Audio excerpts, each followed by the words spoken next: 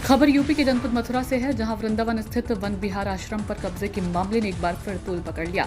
Police कार्रवाई से नाखुश संतों ने आश्रम के बाहर परिक्रमा मार्ग में जाम लगाकर फरार चल रहे हैं। आरोपियों की गिरफ्तारी की मांग की।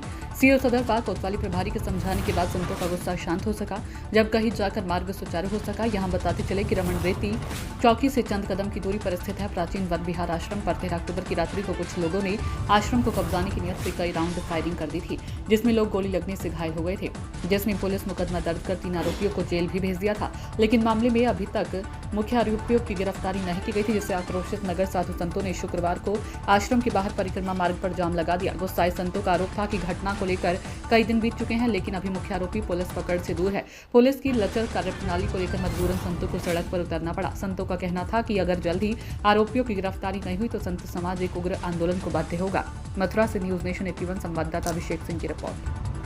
वृंदावन में लगातार भूमाफिया आश्रमों पर कब्जा कर रहे हैं। आज फिर एक देखा गया और इस बार तो संतों में गोली भी चलाई गई। क्या कहेंगे इस बारे में? ये सबसे ज्यादा पुलिस का नाकारापन है, पुलिस की लापरवाही है और पुलिस प्रशासन पूर्ण रूपेण आज के 10 साल पहले वाले रुख पर ही कायम है, जब किसी समय में इस उत्तर प्रदेश में भूमाफिया राज चलता था, जंगल राज चलता था और यहाँ पूरे उत्तर प्रदेश से भूमाफिया आकर के वृंदावन की कीमती जमीन पर, आश्रमों की जमीन पर निगाह उनकी पड़ी रहती थी और यहाँ करके वो कब्जा करते थे। वही स्थिति आज वापस जो वर्तमान का पुलिस प्रशासन है या यहाँ का एडमिनिस्ट्रेशन है, चाहे वो राजस्व का हो या चाहे वो प्रशासन पुलिस का हो, इन सब की मिली भगत से ही इस तरह के कार्य हो रहे हैं। अगर पुलिस चाहे तो क्या इस तरह के यहाँ से चंद कदम की दूरी पर पुलिस चौकी है और इस तरह से भूमाफिया निरंकुश होकर के और बिल्कुल निर्भय होकर के और इस तरह से गोलीबारी करके चले जाएं और वो पुलिस के पकड़ में ना आए और लगातार वो फरारी काटते रहे और पुलिस प्रशासन आंख बंद करके बैठा रहे। इसके लिए हम तो एक आज तो ये हमारा केवल सांकेतिक धरना है। हम पुलिस प्रशासन को और यहाँ के पूरे ही प्रशासन को, कलेक्टर साहब को भी ये चेतावनी देने के लिए आए हैं कि साधुओं को मजबूर न किया जाए। साधु जब तक अपने आराधना साधना पर केंद्रित है वहाँ तक कोई समस्या नहीं है। नहीं, ये वही खानदान है साधुओं का जहाँ परशुराम जैसा भी महानायक पैदा हुआ है और साधु जिस दिन उनको अपने आदर्श के रूप में लेकर के वृंदावन की गलियों में निकलेगा तो अगर हथियार वो चला सकते हैं तो यह तो पुलिस प्रशासन कह दे कि हमसे कुछ नहीं हो सकता है, आप अपनी सुरक्षा करिए, अपने हिसाब से जैसा भी उल्टे सीधे जो भी वैध अवैध हथियार रखिए, उनसे मुकाबला करिए। साधु समाज मुकाबला करने के लिए भी तैयार है, लेकिन कल के बाद में अगर किसी साधु को अवैध हथियार के साथ पकड़कर पुलिस प्रशासन अगर दादागिरी करेगा तो यहाँ पर पुलिस प्रशासन को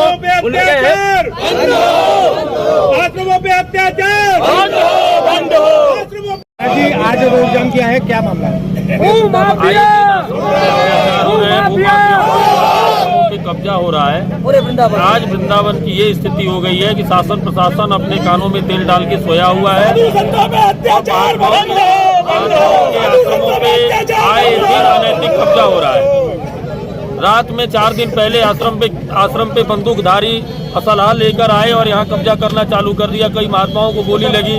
प्रशासन 5 दिन से मुद्दत बना हुआ है। ऐसी स्थिति इन लोगों ने बना दी है। प्रशासन आज योगी राज में ये हालात है, एक महात्मा सुरक्षित नहीं है, एक आश्रम वृंदावन धाम में सुरक्षित नहीं है। पहले भूमाफिया तो लगातार संतों पर गोली मारी है, गोली चलाई जा रही है और किसी भी प्रशासनिक अधिकारी को कानों पे जू नहीं रेंग रहा है।